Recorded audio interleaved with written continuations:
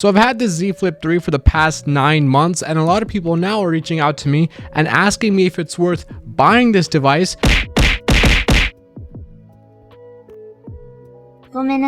because they're getting a pretty good discount on it. While other people are like, should I just wait until the Z Flip 4 comes out? In this video, I'm going to answer that question. Z Flip 3 or wait for the Z Flip 4. In my experience, I've never had a phone where the manufacturer was so proactive in releasing updates. Like every single month, something new has been coming out. Most noticeably, the Good Lock feature for Cover Screen OS by Good Lock, basically allowing you to use every single app on the cover screen of your phone. And I gotta say, little things like that have kept this device fresh. Even though it's kind of old now, it's still a very fresh device because of these features and updates. Now, all that is great, but when it comes to upgrading your device, you want to think about whether the current device is fulfilling your needs. Because if it isn't, then it's time to take a look at the Z Flip 4 and take a look at some things that has that this doesn't. Now, before we get into this comparison of the Z Flip 3 and the Z Flip 4, make sure to smash that subscribe button because it really helps grow a small channel like mine, and I appreciate every single one of you. Smash that like button if you like it, hit the dislike if you dislike it, and let me know in the comment section below how I can improve. It really helps me out. On with the video. So coming back to the Z Flip 3, there are just two main problems, two big issues that have not been resolved over the past 9 months and that you should definitely know before buying the Flip 3 or the Flip 4. The biggest, I'm going to say the first biggest problem that I have with this device, and that a lot of you guys as well are having, especially in my own comment section, is the hardware of this device. So there's no way around a really thin screen. Folks, we're talking, get close, 30 microns, okay? That's half a grain of salt. I've repeated this over my past few videos. That's a very, very thin screen, and you have to understand, if you want a device that folds, your screen is going to be extremely thin. But with a screen that thin, of course, there was a huge number of people, I'm talking in my own comment section, that were saying their devices were randomly shattering. I'm talking they went to sleep, put this on the bedside table, woke up, screen was shattered, okay, like an atomic bomb fell on this thing. Well, ladies and gentlemen, this is my phone, and I've been using it for the past 9 months like every other phone I have. I've been using this on the daily, stuffing it in my backpack. I've been stuffing this in the car's cup holders. I've taken this up to Toronto in sub-zero temperatures, taken this to the hot springs in Japan. I've taken this everywhere and not a single damage on the screen, okay? There's that crease. I mean, you can tell there's a crease there. There's supposed to be a crease there, but there's no shattering, there's no dead pixels, there's absolutely no scratches on the cover of this screen. Now, I haven't removed the screen protector, it's still on, but I have to say that that's why I'm skeptical of all the people that are destroying their screens. Sure, there's a large number of them, and with every phone, you know, there's people that are going to damage their screens, even with the regular slab phones. Now, a phone this thin, it's more prone to damages. But for me, I don't damage my devices. I've never had a phone where I shattered the screen. I'll say that right there. And so if you're generally very careful with your device, you I would say 99% of the time, you will not have a problem with this device. And by the way, the backpack I used is a Brevity backpack, and they also were gracious enough to sponsor this video. A quick message from Brevity.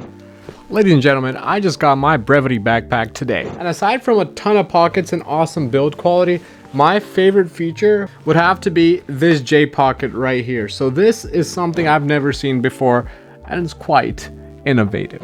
This J pocket right here allows you to access the bottom of your backpack without having to reach from the top and lose a few fingertips. So when your S Pen falls off your tablet, you're not going from the top, you're going right from the side and finding what you lost, and with all your fingertips intact. Got it all linked down below. Definitely check them out. They make some pretty awesome backpacks. This right here is the Moonlit Blue version of the Brevity backpack, but they've got quite a few variations. Definitely check them out. And once again, thank you so much, Brevity, for sponsoring this video. On with the video. The second biggest issue, and for me this was the bigger issue, because the first thing we can kind of have that resolved, right? Like for myself, I'm careful, it didn't have nothing happened to the screen with mine. This second issue, not resolved. and it has to do with the battery life. There is no amount of updates that can really fix a slow battery. Sure, you can make the processor more efficient, you can do all these little things, but a small battery is going to remain a small battery no matter what you do to it. Most definitely the battery is the biggest pain point of the Z Flip 3.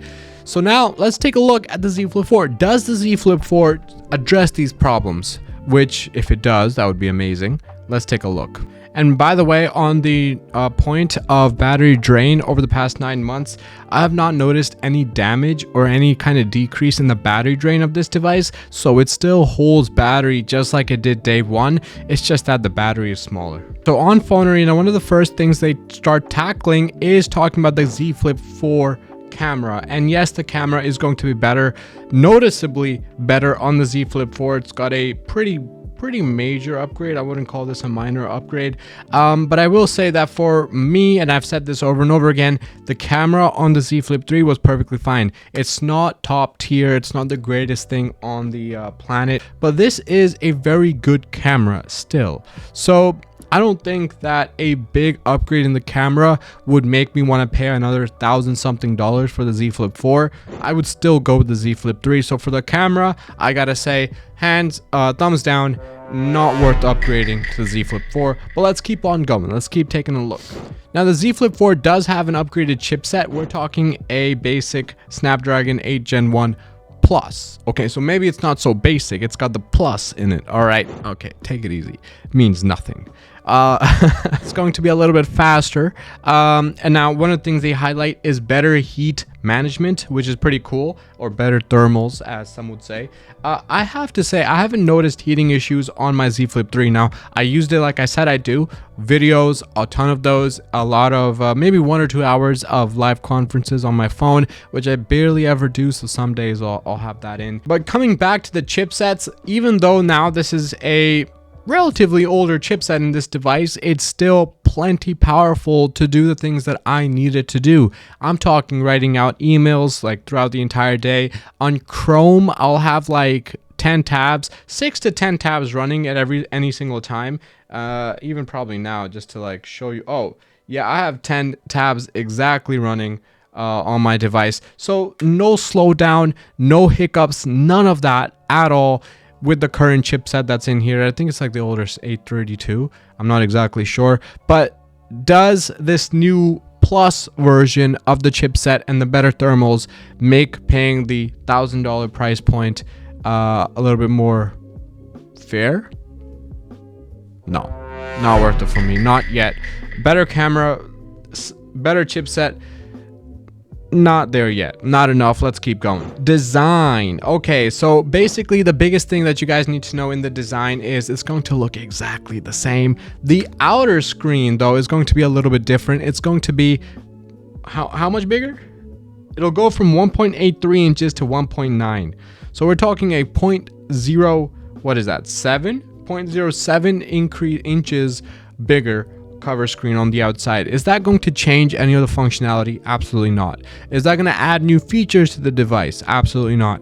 You're going to get a little bit of a larger viewfinder on the cover screen if you're using the outside camera and the outside screen to take your like selfies and things like that, which is pretty cool. I mean, I don't do that a lot. I don't take selfies. I don't do it. But if you did, hey, that's a consideration. One interesting thing is that there's reports that there's going to be an under-screen selfie camera. So this inside camera is going to be under-screen. That's going to be really cool. That's basically going to get rid of this circle, this hole punch that we're seeing, and kind of adopt the technology that we saw on the Z Flip or on the Z Fold 3. That would be really cool to see. That's something that continuously gets in my way, even more than the crease. The crease doesn't get in my way as much as this hole punch camera. So if that were to go, okay, now we're talking value. And more importantly than a simple ultra TG technology, ultra thin glass technology, what that means is we're looking at possibly a more durable screen that still folds, of course, but a little bit more durable. Maybe there's no consistent reports yet on whether we're going to see the cover or the screen protector on or off. We might have them take it off. Maybe it stays on. For me personally, the screen protector hasn't caused any kind of issues. It hasn't started lifting anywhere, so I'm not really too concerned about that, but I know a lot of people are. There's no confirmation yet whether the Z Flip 4 will have a screen so tough that they don't need the screen protector anymore. We just don't know. The display with the stronger glass plus the bigger cover screen, is that worth the $1,000 or the $300 extra over the Z Flip 3, or $400 now? After that comes out, it's going to be $400 extra. Is that worth it? No, not yet. Not yet. We need some. I just need a little bit more, fam. Come on. What do you got for me? Battery. This is what we needed. Okay, let's see what they got here. So we're talking the Z Flip 4 battery coming in at a potential 3600, 3900 milliamp hour battery. This thing has 3300 milliamp hours. Okay, we're talking a 10 to 20% increase in the battery life. If it's 10%, you're not gonna notice it. Okay, it might give you an additional 15, 25, 30, 35 minutes. You're not gonna notice that.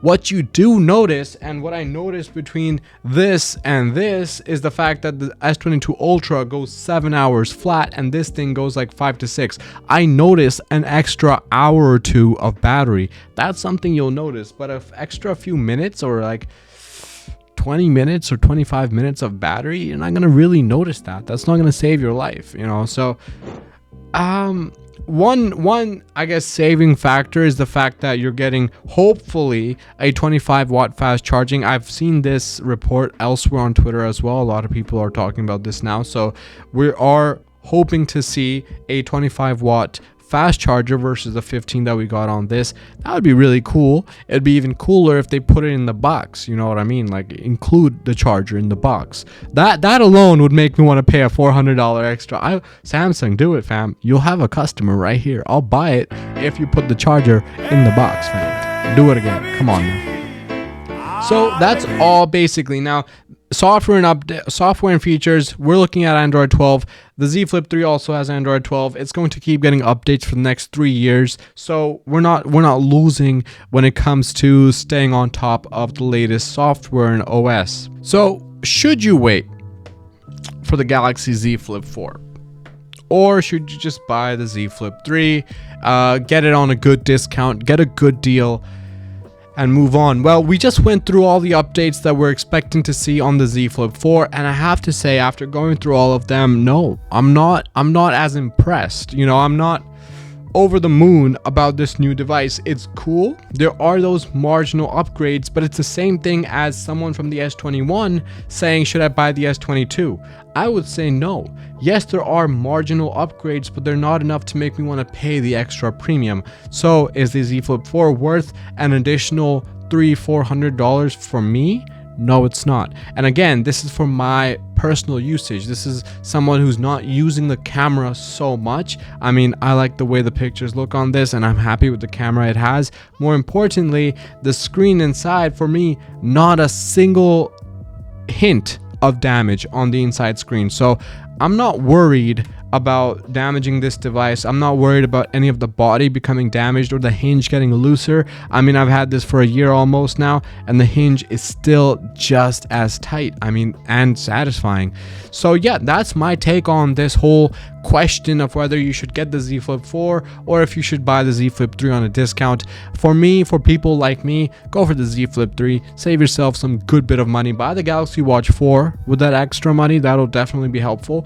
But don't pay the additional like 1,000 or the extra 300-400 just to get the latest marginal upgrade. I don't think that's worth it. But maybe when it comes out, and it comes out like instead of a 0.07 inch bigger cover screen, if the cover screen was like half an inch bigger, or maybe even an inch bigger, or just double size, okay, now we're talking. Now that's different. Or when it comes out and there is no screen protector, there's no hole punch camera, and it's all just a very solid, like I don't know how much more solid it could get, but a more solid screen with none of these thick lips all around the device. Okay, now we're talking.